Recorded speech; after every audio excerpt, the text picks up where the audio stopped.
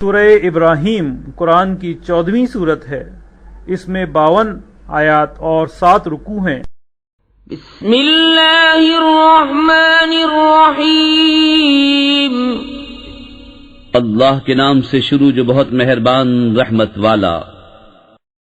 الف لام را، ایک کتاب ہے کہ ہم نے تمہاری طرف اتاری کہ تم لوگوں کو اندھیریوں سے اجالے میں لاؤ ان کے رب کے حکم سے اس کی راہ کی طرف جو عزت والا سب خوبیوں والا ہے۔ اللہ کہ اسی کا ہے جو کچھ آسمانوں میں ہے اور جو کچھ زمین میں، اور کافروں کی خرابی ہے ایک سخت عذاب سے، جنہیں آخرت سے دنیا کی زندگی پیاری ہے اور اللہ کی راہ سے روکتے اور اس میں کجی چاہتے ہیں وہ دور کی گمراہی میں ہیں۔ اور ہم نے ہر رسول اس کی قوم ہی کی زبان میں بھیجا کہ وہ انہیں صاف بتائے، پھر اللہ گمراہ کرتا ہے جسے چاہے اور راہ دکھاتا ہے جسے چاہے، اور وہی عزت حکمت والا ہے۔ اور بے شک ہم نے موسیٰ کو اپنی نشانیاں لے کر بھیجا کہ اپنی قوم کو اندھیریوں سے اجالے ملا اور انہیں اللہ کے دن یاد دلا، بے شک اس میں نشانیاں ہیں ہر بڑے صبر والے شکر گزار کو۔ اور جب موسیٰ نے اپنی قوم سے کہا یاد کرو اپنے اوپر اللہ کا احسان جب اس نے تمہیں فرعون والوں سے نجات دی جو تم کو بری مار دیتے تھے اور تمہارے بیٹوں کو ذبح کرتے اور تمہاری بیٹیاں زندہ رکھتے، اور اس میں تمہارے رب کا بڑا فضل ہوا۔ اور یاد کرو جب تمہارے رب نے سنا دیا کہ اگر احسان مانو گے تو میں تمہیں اور دوں گا اور اگر ناشکری کرو تو میرا عذاب سخت ہے۔ اور موسیٰ نے کہا اگر تم اور زمین میں جتنے ہیں سب کافر ہو جاؤ تو بے شک اللہ بے پرواہ سب خوبیوں والا ہے۔ کیا تمہیں ان کی خبریں نہ آئیں جو تم سے پہلے تھی، نوح کی قوم اور عاد اور سمود، اور جو ان کے بعد ہوئے؟ انہیں اللہ ہی جانے، ان کے پاس ان کے رسول روشن دلیلیں لے کر آئے تو وہ اپنے ہاتھ اپنے منہ کی طرف لے گئے اور بولے ہم منکر ہیں اس کے جو تمہارے ہاتھ بھیجا گیا، اور جس راہ کی طرف ہمیں بلاتے ہو اس میں ہمیں وہ شک ہے کہ بات کھلنے نہیں دیتا۔ ان کے رسولوں نے کہا کیا اللہ میں شک ہے؟ آسمان و زمین کا بنانے والا تمہیں بلاتا ہے کہ تمہارے کچھ گناہ بخشے اور موت کے مقرر وقت تک تمہاری زندگی بے عذاب کاٹ دے۔ بولے تم تو ہم ہی جیسے آدمی ہو، تم چاہتے ہو کہ ہمیں اس سے باز رکھو جو ہمارے باپ دادا پوچھتے تھے، اب کوئی روشن سند ہمارے پاس لے آؤ۔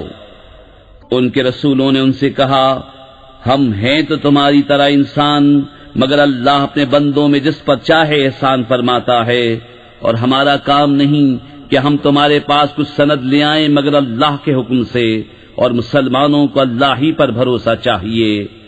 اور ہمیں کیا ہوا کہ اللہ پر بھروسہ نہ کریں؟ اس نے تو ہماری راہیں ہمیں دکھا دیں، اور تم جو ہمیں ستا رہے ہو ہم ضرور اس پر صبر کریں گے، اور بھروسہ کرنے والوں کو اللہ ہی پر بھروسہ چاہیے۔ اور کافروں نے اپنے رسولوں سے کہا ہم ضرور تمہیں اپنی زمین سے نکال دیں گے یا تم ہمارے دین پر ہو جاؤ، تو انہیں ان کے رب نے وحی بھیجی کہ ہم ضرور ان ظالموں کو ہلاک کریں گے اور ضرور ہم تم کو ان کے بعد زمین میں بسائیں گے۔ یہ اس کے لیے ہے جو میرے حضور کھڑے ہونے سے ڈرے اور میں نے جو عذاب کا حکم سنایا ہے اس سے خوف کرے۔ اور انہوں نے فیصلہ مانگا اور ہر سرکش ہٹ دھرم نامراد ہوا، جہنم اس کے پیچھے لگی اور اسے پیپ کا پانی پلایا جائے گا، بمشکل اس کا تھوڑا تھوڑا گھونٹ لے گا اور گلے سے نیچے اتارنے کی امید نہ ہوگی، اور اسے ہر طرف سے موت آئے گی اور مرے گا نہیں، اور اس کے پیچھے گاڑھا عذاب۔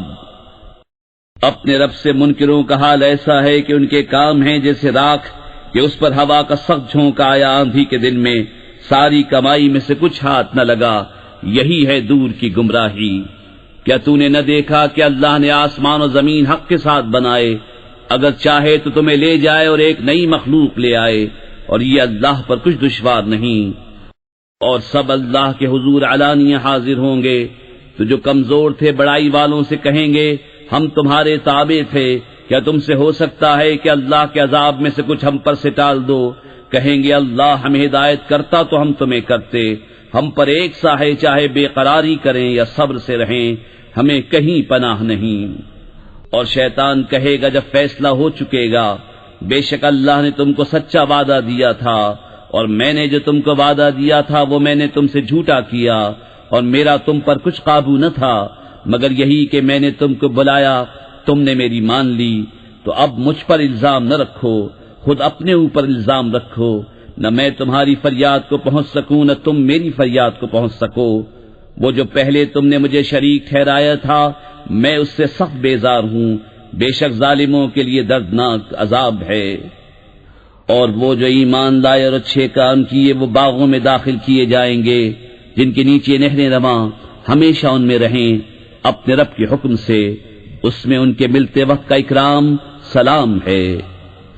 کیا تم نے نہ دیکھا اللہ نے کیسی مثال بیان فرمائی پاکیزہ بات کی، جیسے پاکیزہ درخت جس کی جڑ قائم اور شاخیں آسمان میں، ہر وقت اپنا پھل دیتا ہے اپنے رب کے حکم سے، اور اللہ لوگوں کے لیے مثالیں بیان فرماتا ہے کہ کہیں وہ سمجھیں۔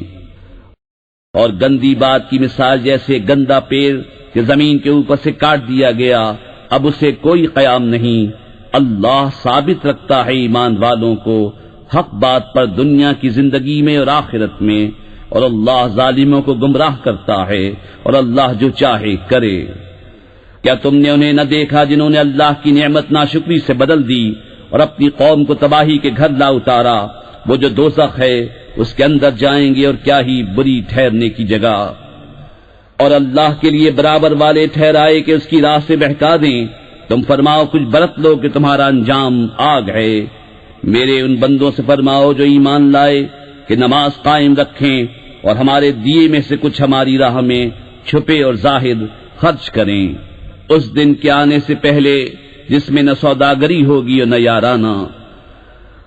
اللہ ہے جس نے آسمان اور زمین بنائے اور آسمان سے پانی اتارا تو اس سے کچھ پھل تمہارے کھانے کو پیدا کیے، اور تمہارے لیے کشتی کو مسخر کیا کہ اس کے حکم سے دریا میں چلے، اور تمہارے لیے ندیاں مسخر کیں، اور تمہارے لیے سورج اور چاند مسخر کیے جو برابر چل رہے ہیں، اور تمہارے لیے رات اور دن مسخر کیے، اور تمہیں بہت کچھ منہ مانگا دیا۔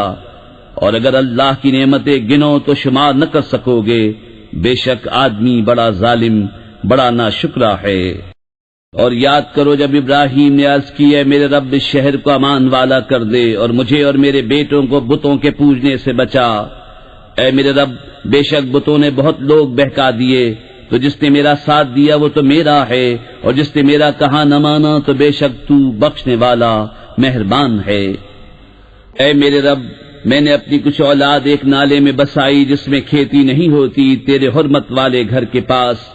اے ہمارے رب اس لیے کہ وہ نماز قائم رکھیں تو تو لوگوں کے کچھ دل ان کی طرف مائل کر دے اور انہیں کچھ پھل کھانے کو دے، شاید وہ احسان مانے۔ اے ہمارے رب تو جانتا ہے جو ہم چھپاتے ہیں اور جو ظاہر کرتے، اور اللہ پر کچھ چھپا نہیں زمین میں اور نہ آسمان میں۔ سب خوبیاں اللہ کو جس نے مجھے بڑھاپے میں اسماعیل و اسحاق دیے، بے شک میرا رب دعا سننے والا ہے۔